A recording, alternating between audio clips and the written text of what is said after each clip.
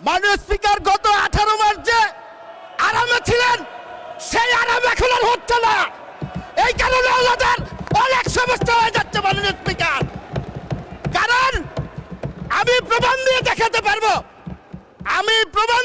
পারবো বৈষম্য বিরোধী ছাত্র আন্দোলনের একজন নেতা, তার বক্তব্য আছে, সে একজনের সাথে গল্প করছে, বলছে যেইভাবে আমরা কাটিয়েছি, মঞ্চে আছে প্রধান উপদেষ্টার বাসায় ঢুকে গিয়েছি, মঞ্চে আছে তার বেডরুমে ঢুকে গিয়েছি, মঞ্চে আছে সচিবের রুমে ঢুকে গিয়েছি। এখন তো আর সেই সুবিধা পাওয়া যাচ্ছে না মাননীয় স্পিকার। সমস্যাটা মাননীয় স্পিকার এই জন্যই, 111-এর যে তত্ত্বাবধায়ক সরকার ছিল সেই সরকারটি সবাই জানেন সেনা সমর্থিত তত্ত্বাবধায়ক সরকার বলা হতো। আর গত 18 মাস যে সরকারটি ছিল সেই সরকারটিকে কিন্তু এই যে আমাদের আজকের যারা বিরোধী দলীয় নেতৃবৃন্দ আছে সেই জামাত ইসলাম এবং এনসিপি সমর্থিত সরকার হিসাবে সবাই সেই সরকারটিকে অবহিত করেছে। আজকে মাননীয় স্পিকার, আমি আপনার প্রোটেকশন চাচ্ছি। আজকে কথা বলতে দিতে হবে